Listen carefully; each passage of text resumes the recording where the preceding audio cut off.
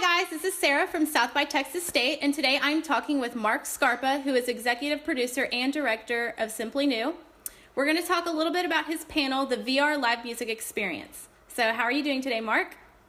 Very good. Nice to meet you, Sarah. Nice to meet you too. So first, could you tell me just a little bit about yourself and some of the work you do? Well, my name is Marc Scarpa. I'm the executive producer and director of Simply New. We have been specializing in live participatory media since 1996. We've been working in the space of VR as far back as 1990, and it's just very exciting to see the evolution of virtual reality and streaming media, and now finally everything coming together. Okay, cool. Is there anything that sparked your interest in this field? What sparked my interest in this field was just it's just a limitless storytelling platform. Virtual reality has a lot of different things that I think people need to look at it from different perspectives. You know, in the one sense, it's really great to capture certain types of experiences. It's nascent in its storytelling ability. It allows you to be present where you can't normally be present as a human, for example, in space or underwater. It has the ability to be a time machine where you can capture a moment in time and go back to it 20 years later and re-experience at least some of the senses that you normally would in just living.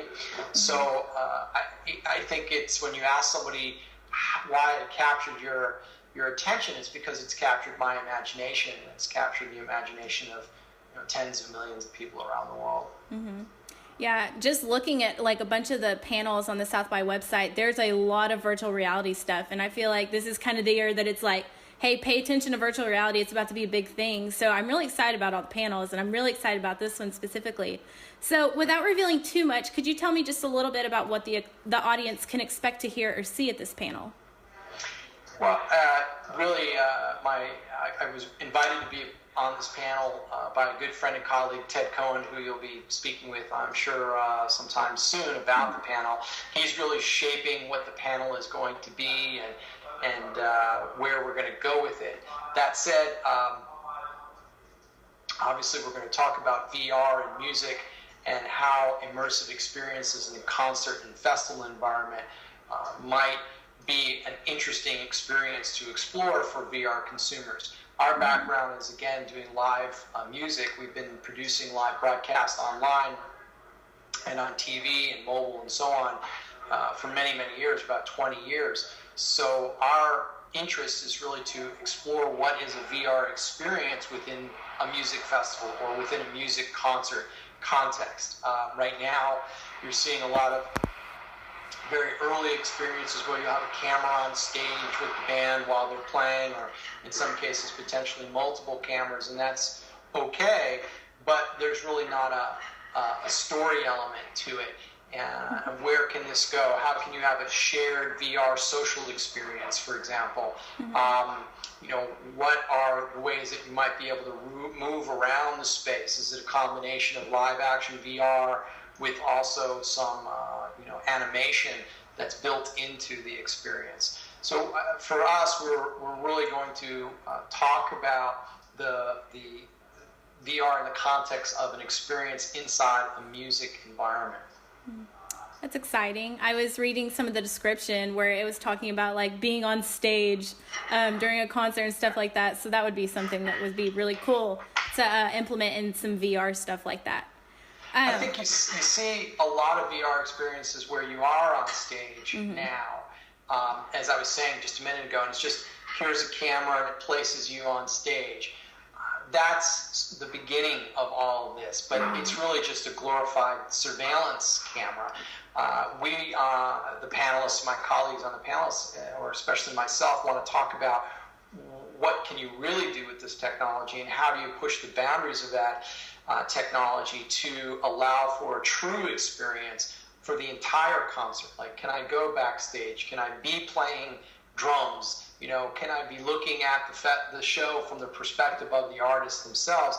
And how can I contribute to the show in real time through a VR environment that would then affect potentially the people that are physically there in person? So there's a lot of possibilities that have not been explored yet, which makes the medium really exciting. At the same time, just being on the stage is, I think, the most basic possible thing you can do. Mm-hmm. Awesome. So is there anything that you're really excited for at South by Southwest? Any panels you want to see or parties or anything like that? The food. Really the food. For the food, yeah. I got to go to Stubbs and get my barbecue. Oh, yes, Stubbs. Always like going down to Texas to get the food. It's good, good food, nice people, always a good time. I generally avoid the parties and the bars, but stick to some nice dinners and meet some great, interesting, creative people. All right, awesome. So what are you hoping will be the biggest takeaway for anybody who's attending the panel that you'll be on? I would hope that if someone's attending our panel, the big takeaway from them would be that we help to spark some ideas beyond what's happening right now in the space, that then ignites them to go out and actually create some interesting work. So I think, the panel strives to be very collaborative with the audience. I like to listen to the audience as much as they like to listen to us, and the more that we can hear what the audience's questions are, the better. Everyone in the audience is just as much of an expert as anyone on the panel with regards to VR. I mean, we may know technologically how it's being accomplished more so than the average person. We certainly have a lot of experience with doing live broadcasts and so on, but there's nothing stopping anyone from going out and creating interesting experiences in a 360 immersive environment. The technology is very inexpensive now. You're looking at Samsung has put out, their new VR camera. It's super cheap. It's like a GoPro camera.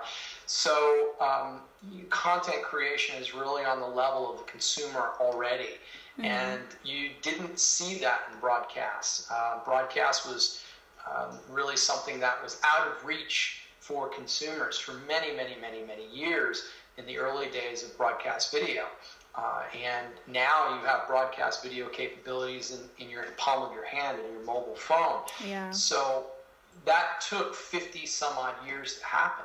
Whereas with VR, it's really all happened within the last 3 years. And you have to keep in mind that there was already an original iteration of this virtual reality movement. It started in the late 80s, and then in the early 90s when I was interested in it and got involved, it was entertainment based, and it was contained to just PCs and HMDs, so it was just a one-person experience.